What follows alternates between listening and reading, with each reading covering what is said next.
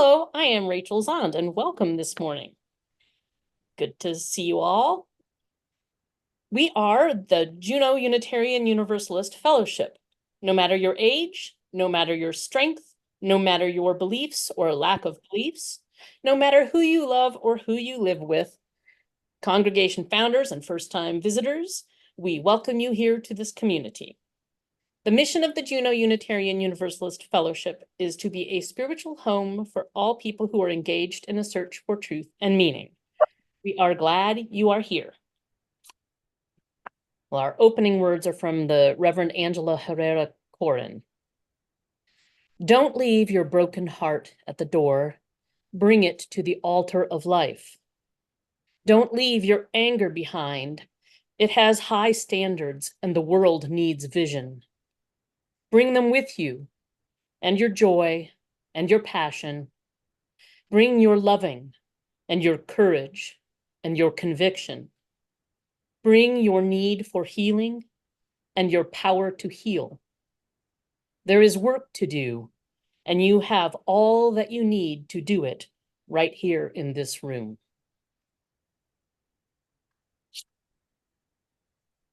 And I'm ready to do the chalice lighting with words from Cindy Fesgen. We are all capable in different ways with various strengths and talents. We are all holy, part of the universe and the interdependent web. We light this chalice, cherishing our differences and holding each other in sacredness.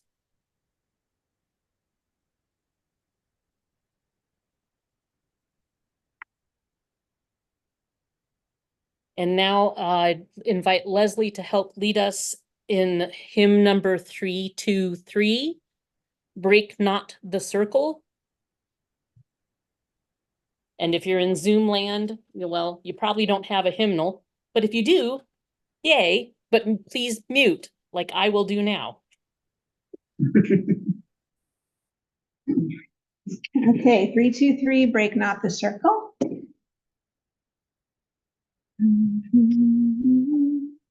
Break not the circle of enabling love, and people grow forgiven and forgiving. Break not that circle, make it wider still, till it includes, embraces all the living. Come wonder at this love that comes to life. Their words of freedom are with humor spoken, and people keep no score of wrong and guilt. But will that human bonds remain unbroken? Join then the movement of the love that frees, till people of whatever race or nation will truly be themselves round and their feet. See eye to eye with laughter and elation. Have you ever attended something that you were interested in but felt like an outsider? Have you ever hosted something open to all but felt unsure when an unexpected guest arrived? Invitations are not passive spaces left open to be filled, but dynamic transformational processes to expand ourselves, our relationships, and our community. As an introvert, I am used to being a quiet observer on the outside. I have learned to function as an extrovert in many situations, but my essential nature is to hang back and watch when I am in a new situation, meeting new people. Basically, this means if I'm invited somewhere, it can be a lot of work and time for me to feel truly welcome. It also means that if I am the one doing the welcoming, it takes just as much work. A friend of mine here is a nomadic garden witch. So she seeks out the pagan community wherever she goes. She had stopped driving in the dark a couple years ago, so she asked if I would drive her to a Mabon ceremony last year. I thought it sounded fun, and I was looking forward to welcoming the autumn after my first hot summer in Ohio. It was in the yard of a young man who was a pagan priest, and he had beautiful autumnal decorations set up for the ritual, as well as a potluck table for afterwards. He and many of the other guests warmly greeted my friend and I listened to a lot of fun conversations before the ritual. As a longtime lay leader, I pay attention to service elements and was curious to see how the ritual was put together. I enjoyed many parts of it, but it was very long and involved, and the priest did a lot of talking. We were all standing in a circle, and my elder friend began having back pain and sadly had to ask the priest to provide her with a ritual doorway out of the ceremony so she could sit down. My arthritic knees were also hurting me, but I was able to tough it out until the end. At the end of the ritual, people moved to the potluck table, but both my friend and I decided we needed to get our sore, tired bodies back home to bed. We discussed the ritual on the way home and thought of several things that made us feel less welcome. We both had physical disabilities and felt sad that we had to either be in pain or be excluded. We also felt left out by the way the ritual was performed, feeling like we were more of an audience than participants and co-creators. Many elements that the attendees participated in were almost more like punctuation in the oration of the officiant. It isn't that we didn't enjoy our time, but it definitely motivated us to reflect on how we would craft a ceremony more inclusive than this one. Having this type of conversation ahead of time is important for creating a wider welcome. Being intentional about inviting inclusivity requires forethought and practice. As an introvert, I know I need to prepare myself for social interactions, as do many of my neurodivergent family and friends. The Reverend Dr. Matthew Johnson speaks of it this way. Preemptive radical inclusion is a practice, a habit of learning in advance what will produce a feeling of inclusion, of belonging and worth, and taking steps to make that more real. And it is particularly interested to make sure that those often overlooked or excluded are centered and included. Preemptive radical inclusion, a concept articulated among Unitarian Universalists by the religious educator C.B. Beale, is not an outcome, but as C.B. says, it is a doorway to justice. By taking actions in advance which center the needs of those marginalized, you move toward the beloved community. It really is about putting love into practice. If justice is what love looks like in public, then inclusion is what love looks like among groups. Pardon me.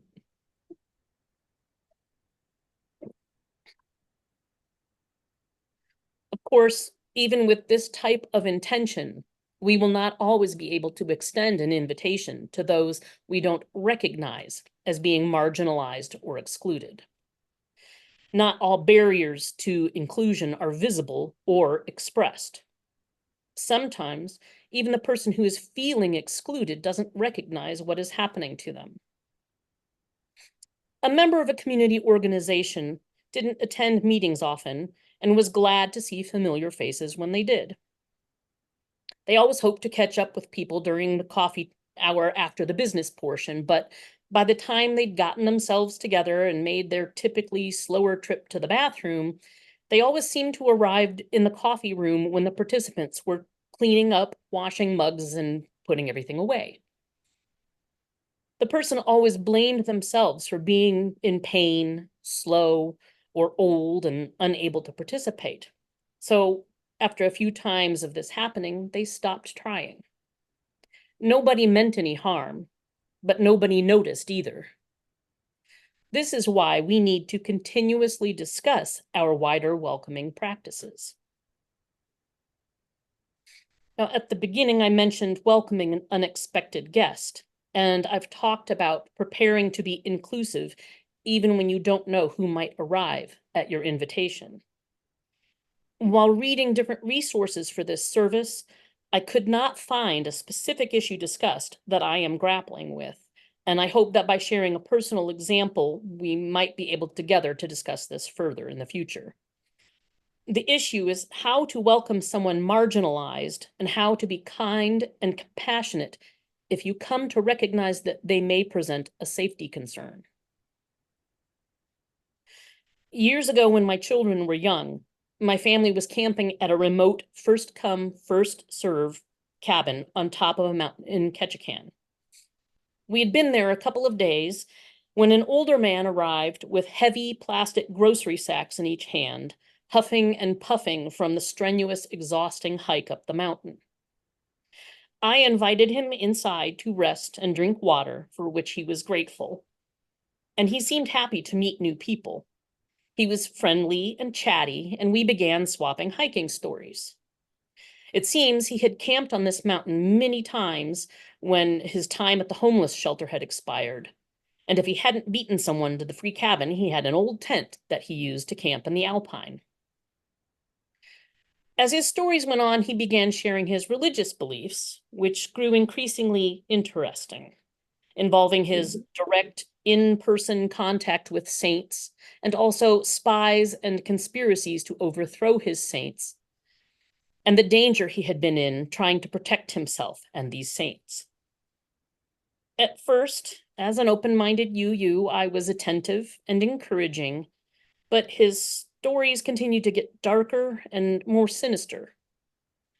My kids, who were hanging out in the loft and listening, went from being uncomfortable to feeling scared. My husband had been doing camp kitchen tidying, but I could tell he was starting to tense up. When this unexpected guest, Casper, started talking about the rainy weather that was coming in and how he might just stay with us, that was the turning point. Nathan told Casper he was not invited to stay in the cabin with his wife and young children, but he could eat on the porch before setting up his tent elsewhere. Casper did just that, and we didn't see him again, though we could see his tent off in the distance later that evening. I always felt odd about this interaction because I was trying to be welcoming, and I felt sympathy for him and his obvious mental illness and homelessness. But I could not expect my family to feel unsafe in order to be welcoming. My example is a mild one, and I'm going to provide a content warning now for the extreme example that came to mind while writing this story, because it involves a mass shooting. So if you are in Zoom land, you can mute. That's just a few sentences.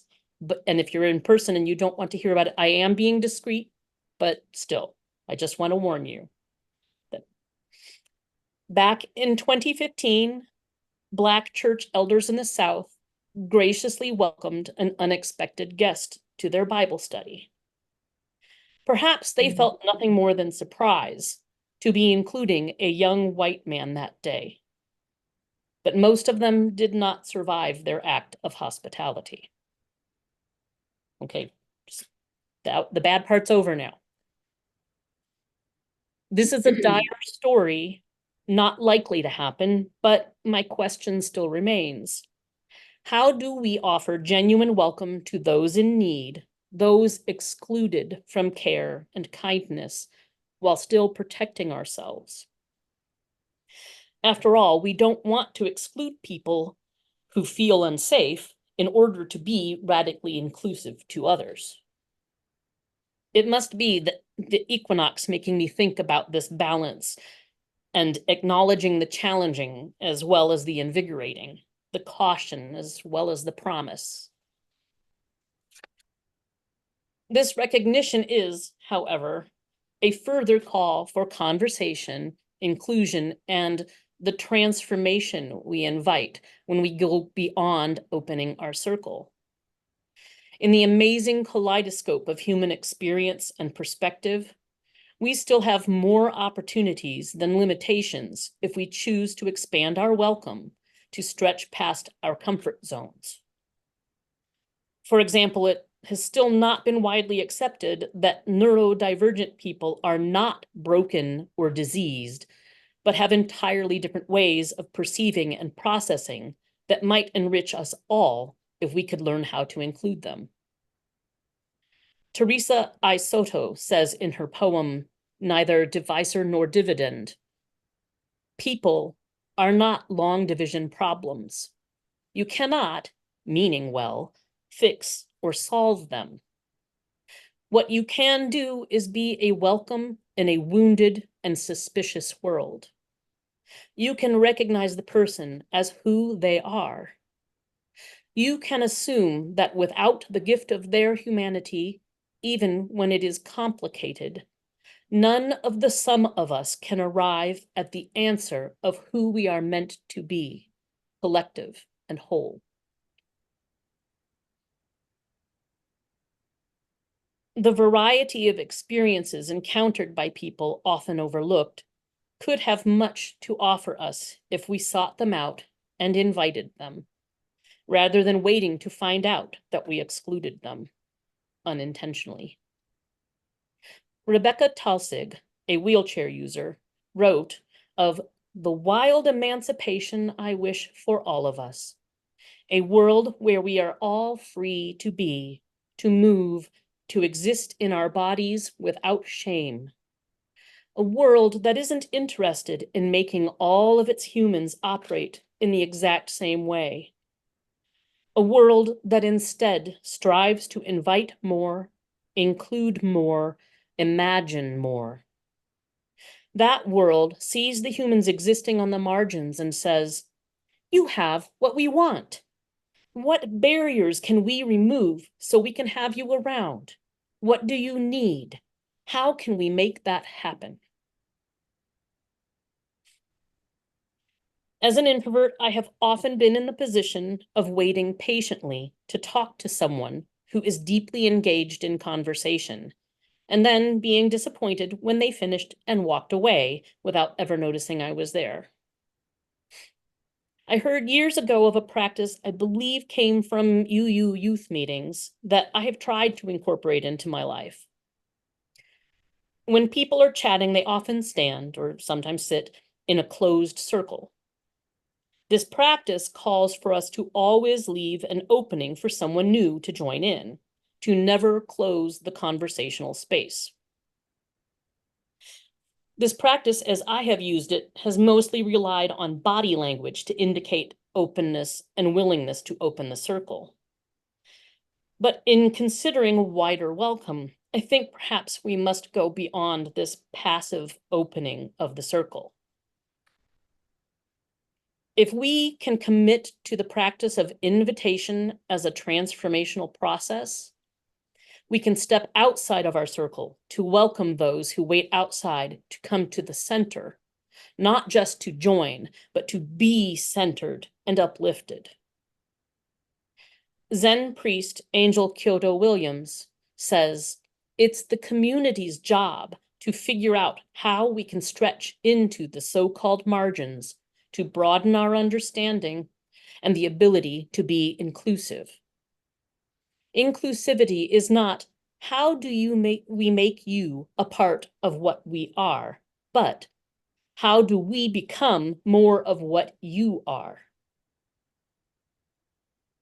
We can become more whole and holy by enlarging our definition of our community when we put in the work to widen our welcome.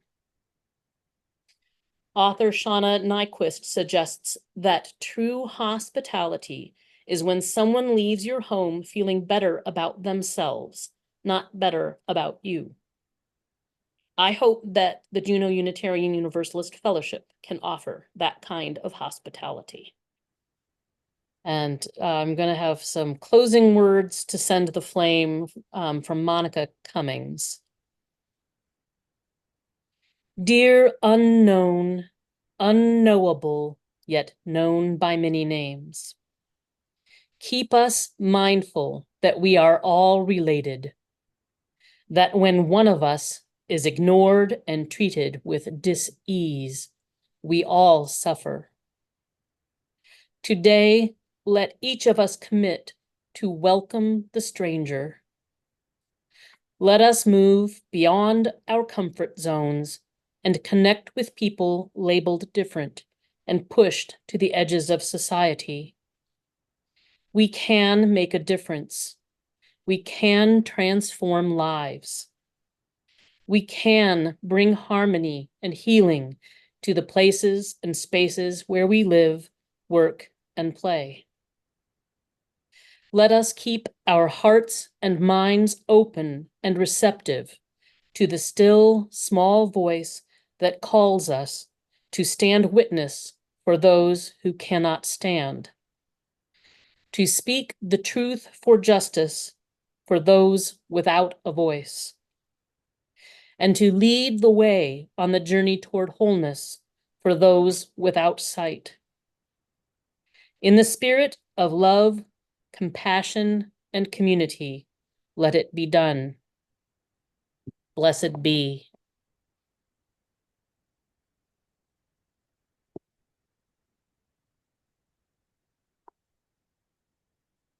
And if we could have our closing circle.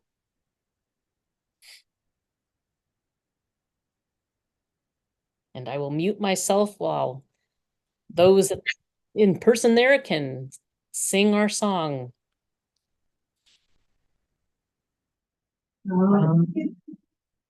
Sing to you I give, together we share, and from this we live. From you I receive, to you I give, together we share, and from this we live.